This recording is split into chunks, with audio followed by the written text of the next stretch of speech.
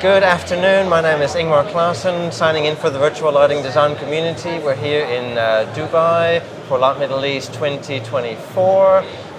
I have a special guest with me today, Eugenia Cheng. Why don't you introduce yourself, Eugenia, to our audience? They're probably familiar with you already after some presentation you did. But Yes, hello everybody. My name is Eugenia Cheng. I am the founder and principal of a lighting design consultancy studio in Hong Kong, Lightorigin Studio. I, by nature, I studied interior design, but I have been practicing lighting for the past 17 years. Wonderful. Let's talk a little bit about you. So you're based in Hong Kong, you said. Yes. So tell me a little bit about the work that you do with Lightorigin Studio. So we mainly do a lot of small to medium-sized projects, and we mainly concentrate on a lot of from high-end residential to hospitality projects to F&B and commercial sector.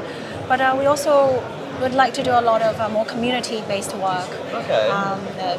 Things that we can give back to the community. That'd be something that we are looking forward to do. We're currently working on a church project, which is great because that opens up a new sector for us, and we're very much looking forward to working on that project. Wonderful. Yeah. You said to me earlier you weren't always in lighting, right? You went from interior design into lighting. How did you make that journey? Well, I studied interior design, Yes. and halfway through, I think in my second or third year, I discovered lighting and how interesting how lighting can create spaces without actual physical form. And I think being the sort of artist in me, because I studied arts and graphics when I was young in high school, that really appealed to me. The poeticness of lighting is where you can create spaces without actually physically having spaces. Yes. So I think that was the moment when I realized that's what I want to do. That's what I want to do. Yeah. So now we're here in Dubai. We're at Light Middle East. You arrived a couple of days before the event. Now on Monday, I believe you were part of the judging proceedings. Yes. Maybe you can talk a little bit about how you felt that went. I know it was a long day. But it's nice to hear your experience about that. Okay. So that was my first time being a judge, so I was a little bit nervous. Yes. But the panel was great. Everyone was very nice, and we saw a lot of interesting projects. And actually, I was very, very inspired because we don't really get to do a lot of projects, obviously, in the Middle East, or we're not very much exposed to the projects in the Middle East. So it was quite an eye opener. Okay. We met a lot of the entrants. We got to ask them very personal questions, and that was really fantastic because when you're just reading text, you don't really get a sense of what the design is like. Exactly. But when you actually talk to the designers, you get a real good sense of it, and that actually made me sort of appreciate those projects even more. Yeah, it's actually the same as others have been saying as well. That's been a really nice touch this year. Really appreciated that. That was a wonderful thing to happen. So you're also involved with ThinkLight. I think you spoke earlier today. What was that like? What was your contribution, I guess? So my session today was Enlightened Futures Art and Entertainment, and how light and lighting is part of it. And so I talked about some of the projects that we've done to demonstrate as such. Yeah. Because usually when we talk about arts and entertainment, we normally think about immersive. That's right. Sound, visuals, and all that. But being an architectural lighting designer, our work is mainly static. So how does that fit into the equation? And I think it was very fun to talk about my journey of the project and to demonstrate the outcome. And I think I hope the audience liked it. I was going to ask as well, because the theme of the event this year has a lot to do with being responsible as a lighting industry towards sustainability, circular economy. But you having done a talk on immersive lighting and entertainment, how does that fit into the equation in terms of being more responsible? From that point of view. So in a lot of my work, we don't actually do a lot of immersiveness per se, as in motion or sound as such. So our sustainability also is based on architectural lighting. So of course, from that end, we always have to think about sustainability, how something is easy to maintain, is it easy to operate, Yes. and such. But one of the things that I talked about during my session was sustainability of the content. Right.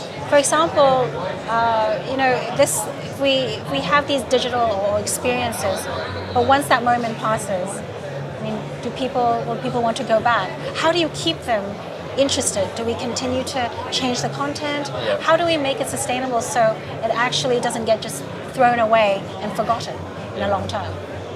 And can it be recycled, I suppose? Yes, for sure, for sure.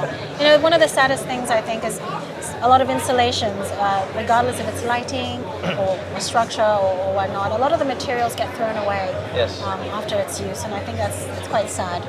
But I like to think that the community now has grown, the lighting industry has grown, and people are more well educated in how to become more sustainable. And I think that's a good thing, and we hope to continue to reach that. Absolutely.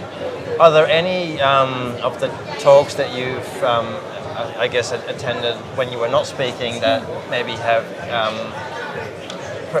perked your interest or that inspired you in some way that's worth mentioning? I think a lot of them were very interesting. All of them were interesting, in fact. I think... Did any stand out to you? Oh, now you're just Throwing me a curveball. throwing me a curveball. I think one that that really, really taught me a bit of inspired me was probably Lauren's.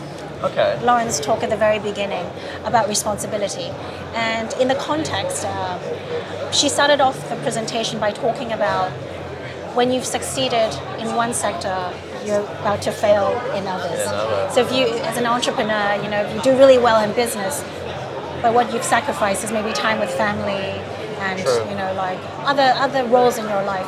And that really hit me because I started my own firm. Yes. And because I spent so much time at work, I also had to sacrifice other roles in my life. Yeah.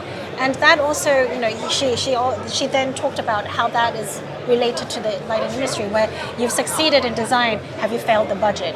If you've succeeded in the budget, have you failed in the engineering? So that actually really stuck to me, and I think maybe because it was the first keynote, but I found that her presentation there's a lot of empathy in it, and so I think that is probably one of my most memorable ones. Wonderful. Yeah. Now, about the virtual lighting design community now, you've graced us with a wonderful presentation in Guangzhou last year, and I think you've been part of the community as well. Yes. What are your sort of, initial thoughts, or what are your impressions about, being part of? Well, that? It's my daily read actually, and I get daily newsletters, or whenever the newsletter comes, I always read it. Yes. I love being involved. I mean, I love reading it, even though I'm not hugely involved in it. I love learning from other people, and I think VLDC has really done that because people are allowed to post things that's from their opinion, and whether they're a graduate, whether they're a student, or somebody who's worked in the industry for a very long time. I felt that was it's very diverse, and you learn a lot from that. Absolutely. And so it's probably one of my favorite things to do in the morning when I get back to the office. That's really nice to know. Is to read. And for sure, I'm not saying this because I'm here. I definitely met more people via the platform, and also just learning. And I thought that's wonderful. I mean, you can never stop learning. Out there, right? Exactly. So we, as you mentioned, we do have a lot of younger people as well that are part of the platform. Is there anything, that I think you mentioned already what inspired you in here, but in your sort of daily life, or in your work, that has inspired you, gets you out of bed in the morning, and secondly, what advice might you have for up-and-coming lighting designers? Well, what gets me up in the morning is the fact that, we all have responsibilities, and when we have a project, I like to think that the client has entrusted us with a lot of trust. Yeah. And that actually gives me a lot of motivation because They could have found somebody else. They could have collaborated with other designers, but they chose to collaborate with our team. So that really gets me going because I'm excited to share ideas. I'm excited to meet them and talk and discuss. Whether we disagree on things, that's completely different. But the point is, they want to discuss. They want to have an opinion, which is great. So that's what keeps me, going in my job. And the second thing, I would encourage young designers to keep asking questions. Don't be afraid, and try things out. If design is great, is always great on paper, but it's always good to practice it. If you want to see how something works, take some lights, do a little mock-up. Don't be afraid. Test it out. Yeah. Don't be afraid. There's no such thing as stupid question. I think that's how you go about it. You just need to keep asking questions, trying it out, and stay humble. Beautiful.